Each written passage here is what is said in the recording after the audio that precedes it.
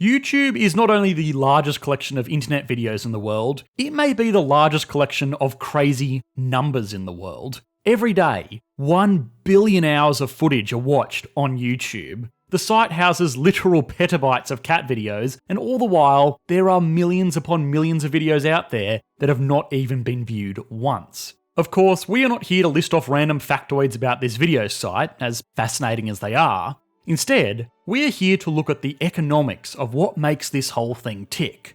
One look at videos explaining how much I made on YouTube with 2 million views or what YouTube pays me with 100,000 subscribers will show that people are as fascinated as they are misinformed about how this YouTube business actually functions. Now, one other takeaway is that these videos are wildly popular, so we may as well jump in on this gravy train to celebrate 500,000 subscribers, albeit about a month late. Humble brag aside, my own YouTube journey has been absolutely crazy. I started making videos as a way to convert old university papers into something that could help me with my teaching. I put them up on YouTube hoping that a few dozen people might watch and leave some interesting comments, and the rest, as they say, is history. Or was it?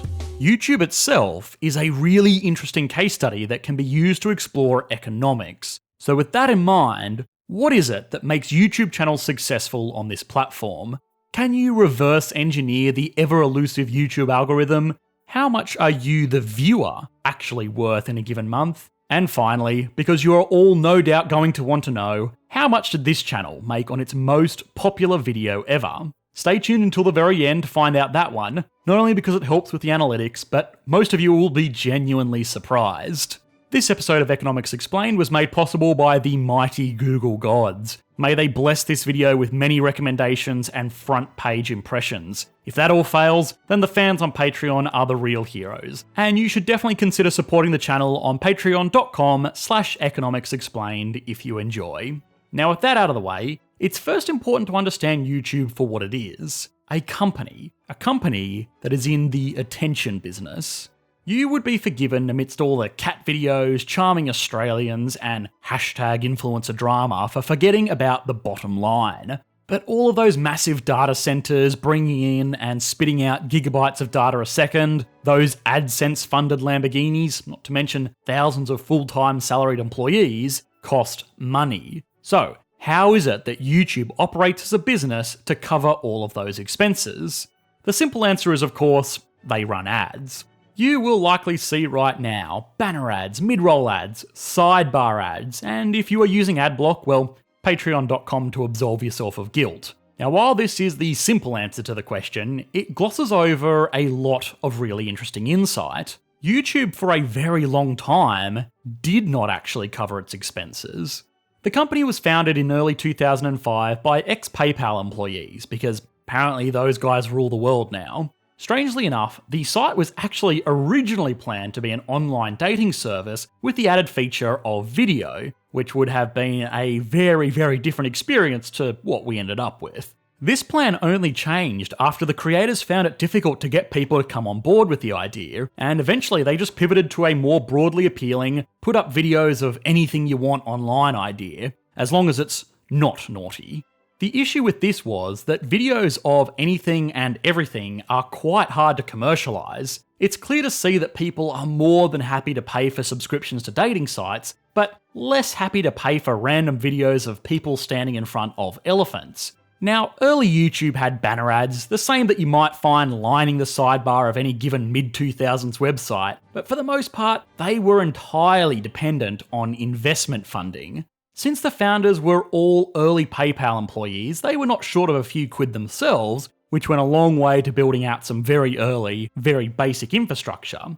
This was then boosted by an investment of $3.5 million by Sequoia Capital, which allowed the site to handle up to 8 million whole views a day. Now, given that YouTube currently handles 5 billion views a day, this early iteration sounds kind of pathetic. But this was being achieved on a relatively modest budget, back in a time where a 1TB hard drive was a $500 per unit technological marvel. It was partially this promise that attracted the attention of Google, which purchased the company less than 2 years after it was created for $1.65 billion. Google adopted an interesting strategy with the site. which was simply to grow it, make it scalable, and worry about making it commercially viable later. At this time, it was purely a US-based site. It wasn't until a whole year later that it was rolled out to other nations outside of the States. Later that same year, with its new international audience, the company had an inspired idea. Banner ads were great, but pretty ineffective. People were coming onto the site to watch videos. TV commercials were basically just videos. Why don't you take those TV ads and put it onto the video website? Video ads like these ones were the first big revenue driver for the site, but they were still battling with the harsh reality that sharing videos with hundreds of millions of viewers per day was just not working.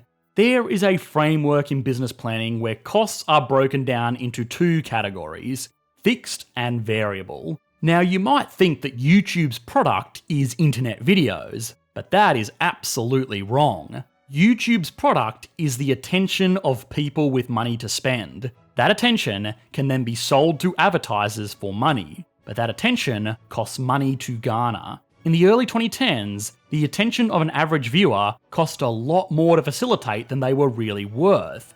Limited and very expensive data centers, combined with the fact that a lot of advertisers still weren't quite sure about this newfangled internet video MacGuffin, meant that the fixed costs were high and the variable cost of adding new viewers was actually greater than the income that they generated, which was bad, because normally businesses eventually break even if they sell more and more products. No matter how many cars GM sells in a given year, they are going to need to pay about $1 billion just to keep the lights on and the salaries paid. This is their fixed cost. If it costs the company an average of $10,000 to produce a car and they sell it for $20,000, then their variable cost would be $10,000 per unit and they would need to sell 100,000 cars just to break even.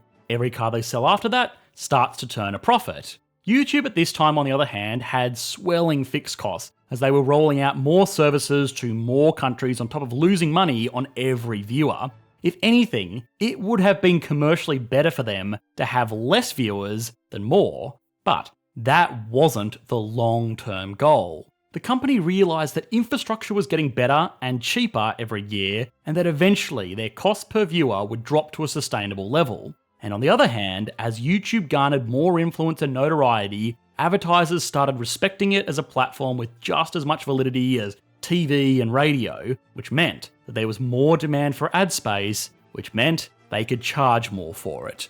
This was further accelerated when YouTube offered the ability for advertisers to pick and choose who it was that they were advertising to, and this system worked. It took more than a decade to turn a profit, but YouTube realised that it had to work on its product first. They figured out how to manufacture the most human attention for the lowest possible cost, and then charge the most that they possibly could for it. Which actually all begs the question, how much are you worth? There is an endless list of videos on YouTube breaking down how much big YouTubers or small YouTubers make. So let me save you the hassle. How much do big YouTubers make? Lots. But after a certain point, they are more akin to celebrities, so this really shouldn't come as much of a surprise. What is probably much more interesting is how much you are worth to YouTube. Back in the old days, it was pretty simple. Everyone was worth about the same, about a cent for every hour of content consumed. But of course, in the modern age of YouTube, the answer is a lot more complex. The biggest and most widely recognised point of difference is which country you are from. By a decent margin, US-based viewers are the most valuable on the platform. This is because YouTube is an American company and it's particularly appealing to American advertisers. But also, of course, US consumers are comparatively quite wealthy and use a very strong international currency. An average American viewer who watches about 10 videos per day, which is normal for a frequent user of the site, is worth about $2 per month or $24 per year. But it only gets better from there. If you have a YouTube account, you instantly become a lot more valuable. Having an account on YouTube means that the site is able to deliver you content that you really enjoy, and it also means that you can subscribe to Economics Explained like you totally should. What's more is that it lets the site know more about you than it would have otherwise been able to determine. For starters, how old you are. viewers between the age of 25 to 35 are the most valuable on the site. Normally because at that point they have a decent amount of disposable income, less than a decent amount of fiscal responsibility, and the brands that promote themselves online tend to be more appealing to this age group. Now don't think that just because you don't have an account you will slip out of this advertiser profiling. Based on the videos that you watch, the company can compare you to accounts that they already know and figure out who you are. If you don't make an account but watch videos on cars, pranks and video games, you are probably going to be categorized as a younger male. If you watch videos on knitting, cooking and tour groups, you will probably be categorized as an older lady. This sounds really rude, but it isn't necessarily someone profiling an audience, but rather it's the algorithm lining up the views of these mystery accountless users up with the accounts that normally watch what they watch to make the best guess as to who they are. This helps when recommending the best videos, but also, of course, the best ads. Now, the secret sauce of the YouTube algorithm is, of course, highly guarded, but a lot of this stuff they're not actually too shy about sharing. They kind of want creators to know. So, from what can logically be determined by what we know is tracked, this is the most valuable user outside of premium users, of course. It would be an American male with a YouTube account between the ages of 25 to 35 who watched primarily on their mobile device, because mobile game ads and no ad block, and it would be a viewer that shows interest in personal finance, because this opens them up to personal finance guru ads, and of course, a user that watches a lot of videos, let's say more than 30 per day. A viewer like this could easily be worth around $50 per month. Rather foolishly for Economics Explained, our videos are classed as educational rather than financial. Oh, boo-hoo! Let me play a sad song for you on the world's smallest violin. You live and you learn, I guess. But now we have the facts and logic to pull everything apart. What would this mean for an aspiring YouTuber? Well, the good news is the process is actually remarkably simple, albeit very difficult. You just have to please the algorithm. If there was one thing that matters more than anything on YouTube, it is impressions. Impressions are when a thumbnail is displayed as a suggested video for a user to watch. That may come from the sidebar, the home screen, the trending page if you are really special, or from the search function. The more of these impressions you get, the more views you'll get. It's almost a perfectly correlated relationship. Subscribers are a great way to get some inbuilt impressions, because YouTube will feed an impression to a subscriber viewer when a new video goes up. But it's still ultimately just another way to get that thumbnail in front of an eyeball. That being said, please like and subscribe. Now, the obvious question is how to get these impressions. For channels just starting out, it can seem almost impossible. When this channel first started, I could literally type Economics Explained Norway into the YouTube search bar and still not be given an impression for my own channel, which led to me making this joke. To anyone who has watched this channel before, all 2 of you, well, the thing is, your first 1,000 impressions are like your first $1,000. They are the hardest to get. It normally means posting on alternative media or just directly linking friends and family to watch your videos. But once you get a few, you need to really show that those impressions are not going to waste. For starters, you need a high click-through rate. That is when YouTube recommends your content, people click it. YouTube does not want to waste valuable screen real estate on videos that are not being clicked, and they will very quickly swap something out with an unattractive title and thumbnail for something that is more, well, let's be honest, clickbaity. YouTube is a business that also wants to hold that attention, so you better make sure that when people do choose to watch your videos, they watch it for a long time. The longer, the better. But you also want to make sure it's for a good portion of the video as well. A half an hour long video is normally going to have a higher average watch time than a 5-minute video. But if people are only watching 7 minutes of the half-hour long video and they're watching the 5-minute video the entire way through, the 5-minute video is still going to do better. What puts a big cherry on top of watch time is people watching another video. The best possible interaction a viewer can have with your channel is to see it recommended from another popular channel, click your thumbnail the first time it's recommended, watch the entire video all the way through, drop a like and comment, click on another one of your videos, and repeat the process. maybe throwing a subscription in there for good measure so that when you release another video, they can do it all over again. This makes the algorithm deity very happy and means that with a bit of luck, it will start throwing more impressions out there because you have shown that you are not a waste of its valuable eyeballs. But of course, a really important point is that the algorithm giveth and the algorithm taketh away.